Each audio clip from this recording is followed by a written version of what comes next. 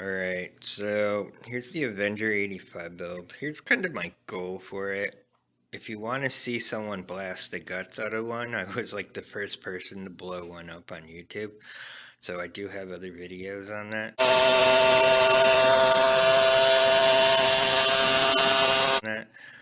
I'll link one in the description if you want to just see one cranking. I think I had it up to like 10K.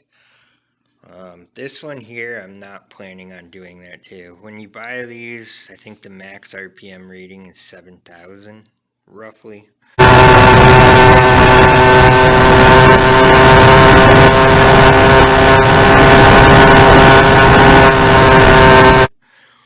You know, you'd have to balance the crank and do a bunch of stuff to it after that to even try and go up higher. But it's gonna, you know, turn it to dust.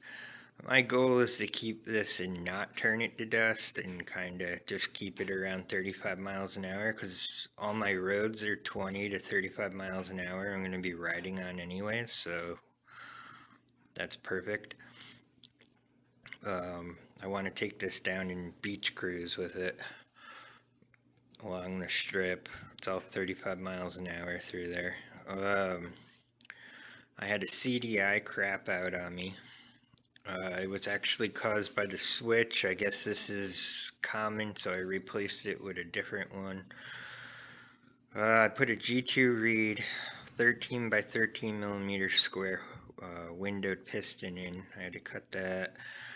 I got a Nibby 19 carb on there. I believe it's a 55 Pilot and a 98 main. Don't hold me to that, but I'm pretty sure that's what I got in there. I added a CNC mount to the front, which does not fit with the stock pipe, and that's how I ended up putting a chamber pipe on it to begin with. That's a nasty jack pipe, so I welded that up to the stock header. All in all, it runs really good at 6,300 RPM.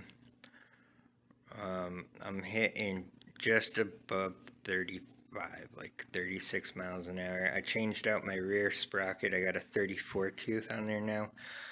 The 36 tooth that came with the kit at 6K, I think I was getting like 32 miles an hour at 6,400-ish, somewhere in there. So, I mean, just practical numbers. But yeah, you could launch this and blow its guts out and get it up to some ridiculous speed. But my goal actually is to keep this one as a cruiser. Something that's a little more powerful to turn a smaller sprocket from a start and a stop. And that's what this one's doing. It reminds me of the saw build that I got over there. But it's pretty much identical to an MS460. It just comes in a motorized bike form factor, so it runs really good. So here's a quick rip on it,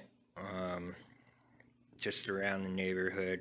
It's starting and stopping. I do got to pedal a little to get it going with the 34 tooth, but other than that, it gets ripping and cruising pretty good.